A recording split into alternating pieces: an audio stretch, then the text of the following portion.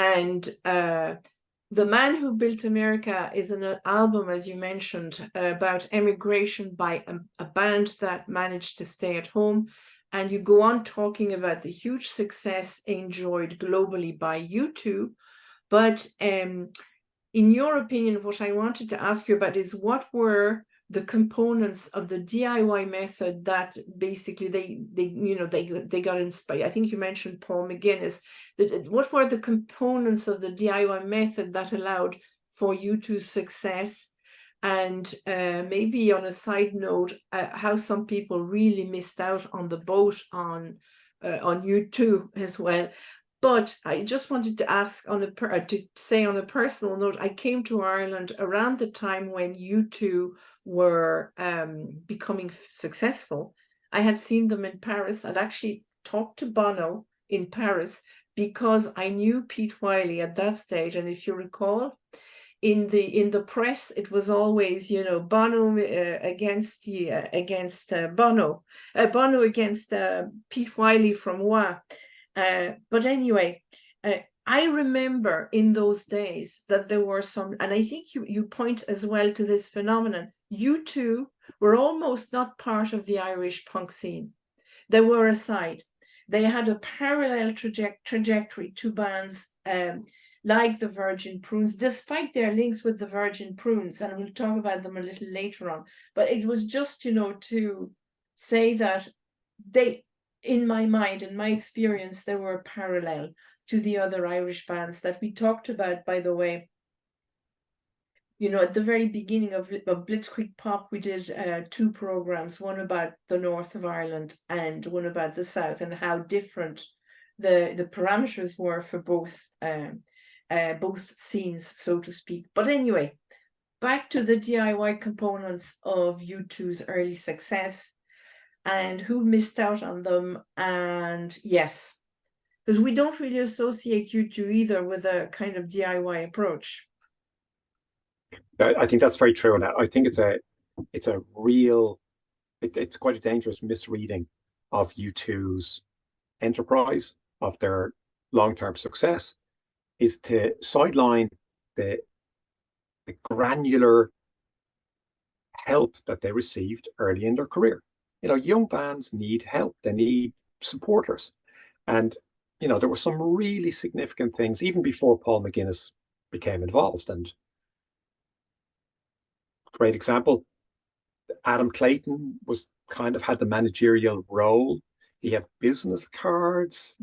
This was a really, really young band, but they were trying to take a business approach.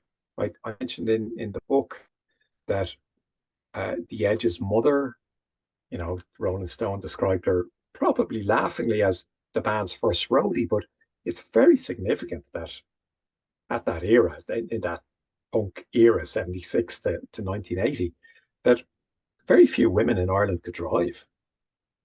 And very few women in Ireland had a car.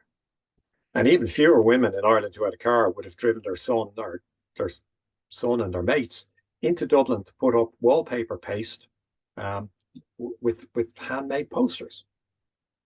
So the DIY, I think, is really, really important. Another DIY moment that's of huge consequence to U2 was that local journalist, Bill Graham from the Hot Press, sadly deceased, but an incredibly astute chronicler of popular music.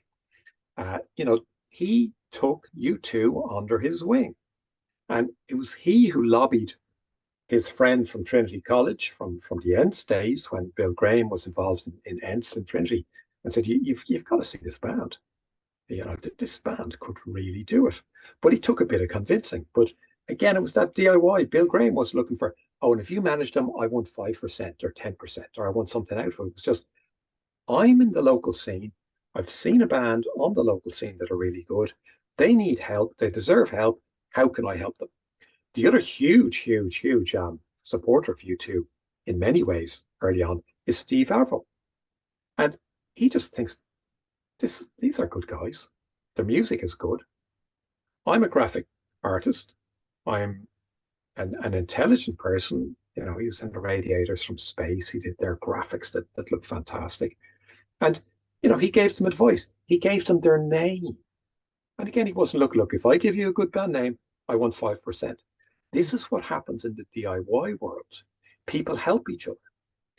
Now, you mentioned U2 and punk, and they don't really fit, but you've got to realize that there was no punk movement with a lot of momentum in Ireland, because in the first major punk gig with bands from both sides of the border, a young guy, Patrick Cooltree, was stabbed to death. So punk went very, very underground. And it really is in post-punk that you see the gift of punk. And the gift of punk is do it yourself, challenge things, see if you can be creative, see if you can do something that's a bit purposeful, a bit different, express yourself. So we in the South, very, very strange relationship with punk during those 4 key years globally. Northern Ireland, different story. Yeah. But U2 absolutely benefited from that local support. They were noticed by a publisher in England, a guy called Brian Morrison, and he said, I'll give you a publishing deal. And I think this is great. And that'll pay for us to go to England, and we'll do shows around London, and hopefully record labels, will get interest in us. And just before they were going to go on that trip, he said, now I don't know the exact figures, but I know very close to what they are from what the band and the manager spoke about. It was around 2.5 grand he'd offered them. And then he decided to drop it, possibly by £1,000. And the band said, no, absolutely not. So they turned down a deal that they had agreed to because the person wanted to adjust it by a few £100. Now, the amount of money he lost is fascinating to even think about. We don't know what portion of U2's publishing he would have owned forever, but we do know that he lost it based on trying to save a couple of £100 from this Irish band that he felt, well, they have to take the deal because I know they don't have any money.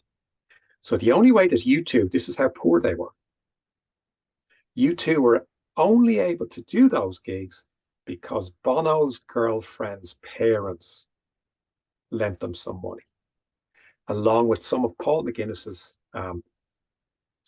friends that he knew from college, including Tiernan McBride, who I think was Sean McBride's son.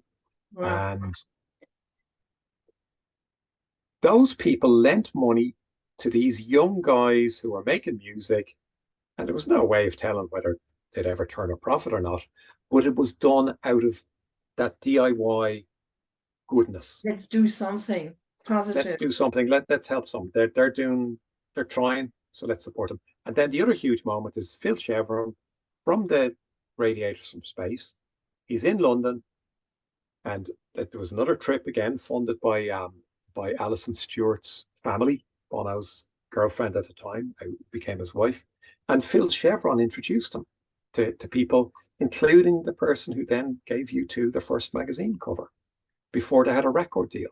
So the generosity, the no strings attached approach of DIY, the community spirit was of huge consequence, and it saved U2 from signing a portion of their publishing forever for a couple of grand. Now, what happens is that U2 signed to Island Records eventually, thanks, I think, to their stature brought about by the DIY community in Ireland, and they and obviously their music as well. And they signed their publishing to Island as well, because most record labels didn't want to sign U2. They thought they weren't going to pay off. And later, Island couldn't pay them the money that they owed them. And because of that, because they were signed for publishing and their records, they got their publishing back.